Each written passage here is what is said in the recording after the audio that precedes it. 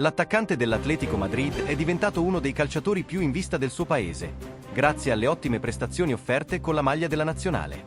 È stato uno degli ultimi colpi messi a segno dalla squadra madrilena nella fase finale del mercato estivo, e anche uno dei più inattesi. Infatti, non era tra i nomi che circolavano per rinforzare l'attacco rojiblanco, e non era nemmeno particolarmente conosciuto in Spagna, se non da chi segue con attenzione i campionati esteri. Stiamo parlando di Giacomo Raspadori, che in questa pausa per le partite internazionali è riuscito ad attirare l'attenzione in Italia grazie a due prestazioni brillanti contro Estonia e Israele.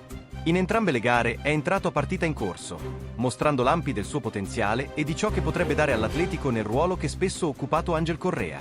2 gol e 2 assist in poco più di mezz'ora complessiva tra le due partite.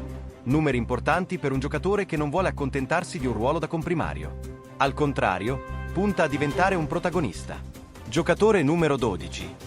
Mi sono sempre allenato per farmi trovare pronto. Ho grandi ambizioni e so quello che posso ottenere.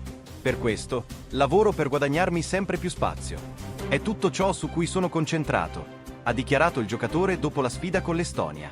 Raspadori vuole sentirsi centrale nel progetto, come l'è stato ai tempi del Sassuolo, in buona parte, anche durante la sua esperienza al Napoli, con cui ha conquistato 2 scudetti. La realtà è che, pur essendoci la certezza di Julián Álvarez nel reparto offensivo, c'è ancora un posto disponibile. Alexander Sorloth, infatti, non riesce a essere continuo. Alterna prestazioni da attaccante di livello mondiale ad altre decisamente sottotono.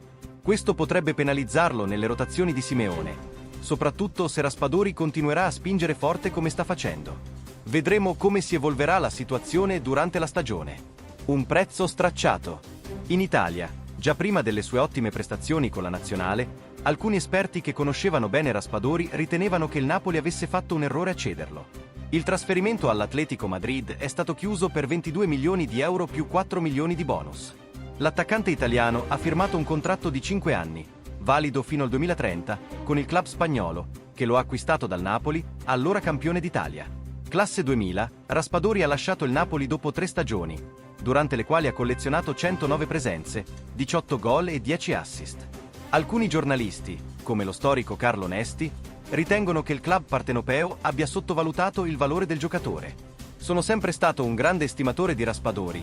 Mi ricorda molto Paolo Rossi.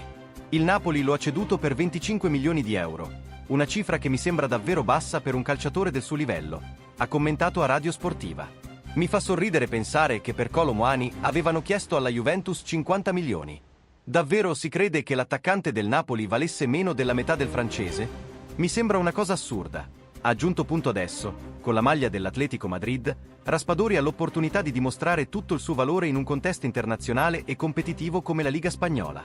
Simeone, noto per il suo rigore tattico e per la valorizzazione di giocatori versatili, potrebbe essere l'allenatore giusto per far crescere ulteriormente l'attaccante italiano. Para mais informações, gli azzurri curtis e escreva e tiva notificações.